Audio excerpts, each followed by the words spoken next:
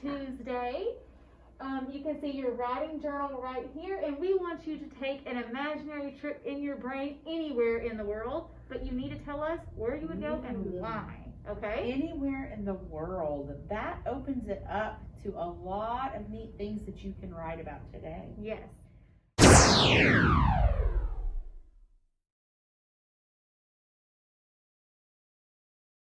And then we have our weekly agenda, and we're on Tuesday.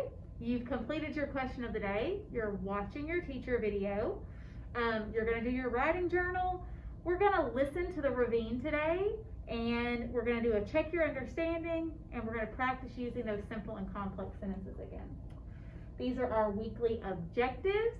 We're going to be checking these off as we continue through the week.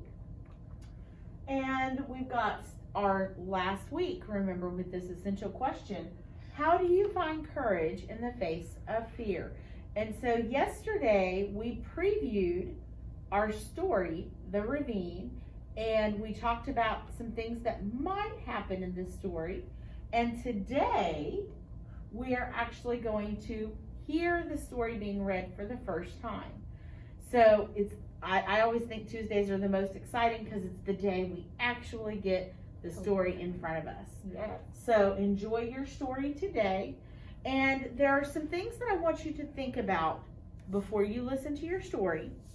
I want you to think about realistic fiction, because that's what our story is this week. That's the genre. And I want you to think about the characters, because in realistic fiction, the characters are like real people, and they have personalities and motivations and experiences in life-changing events. The setting, or the time and place in which the action occurs, often helps draw attention to the traits, motivations, and developments of the characters. So I want you to pay attention to the setting, the settings in the ravine, and how they affect the characters and what they're doing and thinking and feeling and how they're interacting. And we're going to look this week specifically at character traits. So what are character traits? Ms. Norman, what are character traits? Well, when I think about something that, a character trait, I think about other people and maybe something that defines that person, or something that that person may be known for. Okay, so when I think of Parvana, what would be a character trait that we would maybe put with Parvana? I'm thinking of a good one. I definitely think brave. Brave was the one I was Brave. thinking too, because that's a trait that shows, it's a quality shown by that character. It can be a physical trait, like what they look like for Parvana, her hair was short, or it can be an expression of their personality, like Parvana was brave. So I want you to pay attention to our characters in the story Ravine and their traits, their physical traits, but also their personalities and their expressions and how they carry themselves. And I want you to look at character motivations. So the reasons that a character acts or feels or thinks a certain way. Remember what we learned last week in embarrassment? Blame your brain, because some of that is going to be important in our characters this week, and maybe what makes them do what they do and think the way they think. We're going to look at character development, because we're going to have characters that are going to change throughout the story, and we need to understand why they change and how they change and what makes them change. Yes. And so I want you to think about all of those things as you're listening to the Ravine. And even though you're at home, you might want to find a little piece of paper, and you might want to write some little notes or draw some little pictures. I know in my classroom, a lot of times we'll draw little bitty pictures, just something to kind of help you remember the story, so that tomorrow when we dive deeper and we analyze that text and we really start digging, you will already be ready for that. A good reader doesn't just read their story one time and say, oh, done, finished. A good reader reads it the first time to listen and make a few notes, and then they dive deeper and they really get to the meat of what that story's about. And this story in particular, it's our first story in a while that has so many characters that are interacting with each other. And so it's going to be important for us to be able to tell the difference between our characters. I think it's our first story this year That has with so this many. many. Yeah. With the breadwinner, we really didn't have a lot of characters interacting. Mhm. It was mostly Parvana, her mother, and her sister that were doing most of the interacting. And Journey to Joburg, you only had a few characters interacting. And then we've had informational text Mhm. the last couple of weeks. This story has more characters that are interacting, and it's going to be easy to kind of confuse them Yes. if you don't make some notes on paper and really think through, who is this again? Now, what does this person look like? Who is this? Who is this? How are they all interconnected? So kind of take notes on that on a piece of paper. And once you have listened to the ravine and you've taken your few little notes, then I want you to do your check your understanding. These 3 questions are just that. Yep. If you have read the story and you've really been thinking about it while you're listening and reading, then you should be okay and you should do good on your check your understanding. If you're not doing so good on your check your understanding, maybe it's because you're just reading without actually thinking about what you're reading. Yes. So stop and think about what you're reading. You know, Ms. Shuttlesworth, I have an idea that before we get going anymore, I think that we should have like maybe a pet break. Oh, Yeah, so pet break!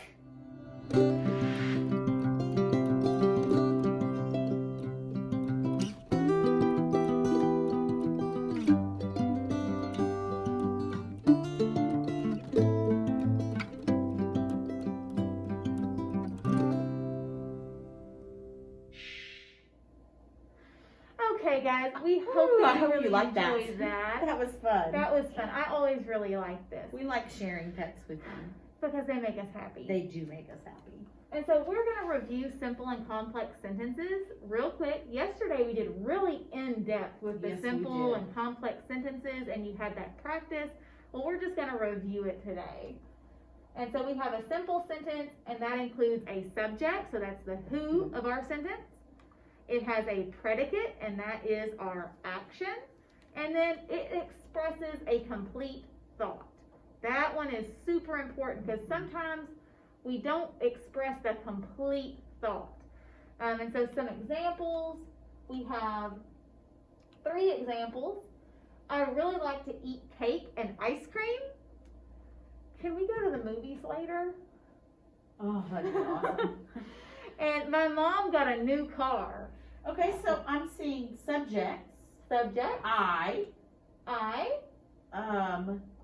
like, and then I see we we go, and my mom. Oh, wait, that one's tricky. That one is tricky. Because I see a pronoun and a noun.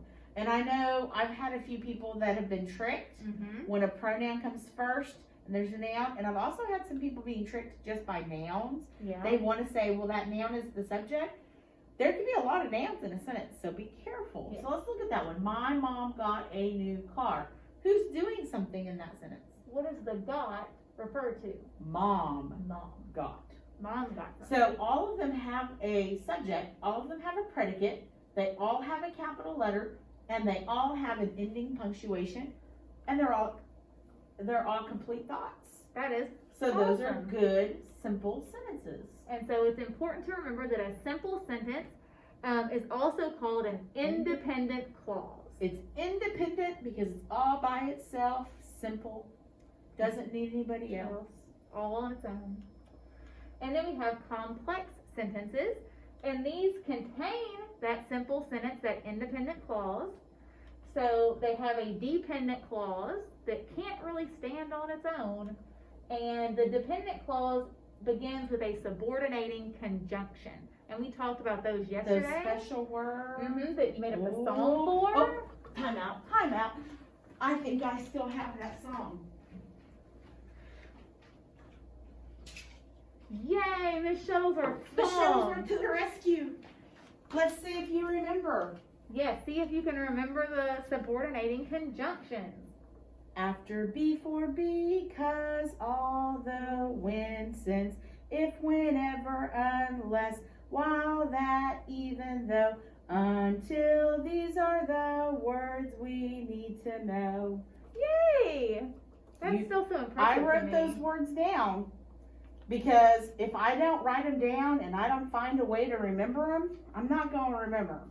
So write those words down. They were on your slide yesterday, Yes, and it'll be on the and bottom it's of this on the slide, bottom too. of this slide. And practice those words so that you can kind of know not just how to identify these sentences, but so you can use them when you write as Yes, well. it'll make you a better It'll make you writer. a better writer.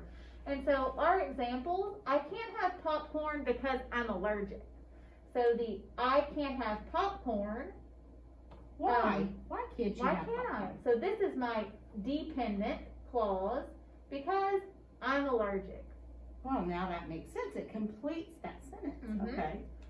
Whatever. They needed each other. They That's need why they're each other. dependent on Yes. each other. Because you can't have a sentence that says because I'm allergic. I would say, oh, okay, why? Because You know, that what? you don't start a sentence with because unless you finish it with a reason. Mm-hmm. And we have, whenever I'm afraid, I call my mom. And so I call my mom is that complete thought. And when do we call my mom? Whenever I'm afraid. You should buy that shirt since you like unicorns. Aww. So we have you like unicorns, subject, verb. You should buy that shirt. That one's not a complete without that because you like unicorns, Right. right? Or did I do that wrong? I think you did that backwards. Did I do that backwards? Because since you like unicorns, it's not a sentence. That's true. Do you That see one how was tricky that it can one was be? tricky. You have to look. That's one reason why you need to know those words. That word since helped me right away to say, wait a minute, that's kind of a trick. If I hadn't seen that word, I might read you like unicorns and say, well, that's a complete thought, that's a complete sentence. But when you look over here and say you should buy that shirt since, Yeah. that kind of leaves you with what? That doesn't make sense. And so it's super important for us to read and kind of look at where that word is placed because it can be kind of confusing sometimes if you're not Definitely. careful. Definitely, it can get tricky. And so look for these subordinating conjunctions and you can write these down Write them down. and then you can Sing sing your them. little song. And then we have our little simple or complex examples. My dog is so cute. Oh, my dog is My so dog is so cute. cute. Thank you. This is simple because it contains a subject and a predicate. So let's see, the subject in that sentence. So who is doing something in that sentence? It's one word. And the person doing, or person or thing that's doing something, is it my or is it dog? I think it's The dog. And the verb is. Then we can't go to the movies until they open. So I'm going to take that sentence in my head, I'm going to chunk it. Mm-hmm. We can't go to the movies. Does that have a subject? Well, it's, what is it, we or We. movies? Who's doing something? We go. Okay? And so, until they open, oh, I'm singing the song. Yep. I hear it. Until is one of those words. And so we have a complex sentence. It contains our independent clause. We can't go to the movies. And our dependent clause until they open. And so this is a complex sentence. And our last one on this slide, my sister borrowed my shirt when I said she couldn't. Siblings. And so if we go through this one again, we see another word. I was going to say, I've got my list. Got your list. And I see a word from that list right there, the Yeah. word when. And so this one is also a complex sentence, and it contains, goodness, our independent clause, my sister borrowed my shirt. And then we have the dependent clause that says, when I said she couldn't. If somebody just said to you, when I said she couldn't, that doesn't make sense by itself. It needs the other part of that sentence To make sense. to make sense. So they're dependent on each other. They need each other. They depend on each other. Okay. And so we have another one. Even though I was tired, I went to the party. And I like these because they help me because that comma right there. It makes me flip those two Yes. parts to see if it makes sense. So even though I was tired, I went to the party. And if you flip it, I went to the party even though I was tired. Oh, I see one of our words. I see one of our words too. So this is a complex sentence, and you can identify the independent clause and the dependent clause that make it that complex sentence. Then we have, my rooster bit my foot. Oh my goodness. So we have our subject, rooster, and the rooster bit. And so this is That's just a simple Simple sentence. sentence. And then the appointment took longer than I expected since I broke my arm. My goodness. So I'm noticing that with a simple sentence, like my rooster bit my foot, it doesn't really tell you why or how, or Yeah. it's just a simple little phrase. Yes. But when we have a complex sentence, it's kind of giving me a little more to it. It's giving me more meat in that sentence. Yes. So when you say the appointment took longer than I expected, you're telling me before I even have to ask why it took longer. Well, since I broke my arm. Ouch. And that hurt. And so this is a complex sentence, and it's got our independent and our dependent clauses that depend upon each other. And so now it's your turn, and you are going to complete the practice assignment in Google Classroom. And so try your best, take your time, and remember to go back to your list of words so that you can have those to refer back to. There's no reason, none under the sun, why you can't make a 100 on this assignment. Because you have the words. You don't even have to write them down. I suggest you do. But open up your Google slide that has those words on it while you're taking your test, or your practice, you can go back and forth and you can look. Okay. It's pretty smart. Oh. Okay, so now we're going to start something. We're going to start a compare and contrast essay. So when you compare things, you're taking them and you're seeing how they're alike. And when you contrast things, you're seeing how they're different. And so we're going to start, we're not going to finish it today. We're going to have all week to kind of work on this. But we're going to start thinking about our essay that we're going to write. Today, we really want you to just get ideas. Yes. Okay? Make your notes. Make some notes because we haven't dived in real deep to our story yet. So start making notes, and here's what you're going to start making notes on. You're going to tomorrow start writing an essay where you're going to compare and contrast Vinny, our character from the ravine. I know you haven't read it yet, but you will, with one of the other characters in your story. So you're going to take Vinny and you're going to tell me all about Vinny, and you're going to take another character and you're going to tell me all about them, and you're going to compare how they're alike and how they're different. Wait, didn't we kind of mention taking notes about characters earlier? We did. I bet those notes would come in Those very notes handy come right in now. very handy. So let's pretend we were writing a compare and contrast about me and Mrs. Norman. So you would talk about things that we have that are alike. It can be physical, but it can also be personalities. And we have a lot in common. We are a lot alike.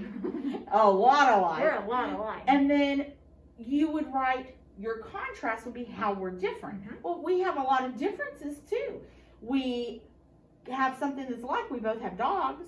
Yes. We have something that's different. Miss Norman has 2 children. I don't have my own children. I have a lot of school children. And so we have things that are alike and things that are different. So in your essay, that's what you would be doing. Only you're going to be using Vinny, one of the main characters from the ravine, and then another character from the story of your choice. Mhm. And there's going to be several characters to choose There's from. lots of characters to choose from, and they're all very lively characters. There's a lot you can find out. So you're about probably them. going to even have trouble deciding which one you want Mhm. to use to compare and contrast with Vinny.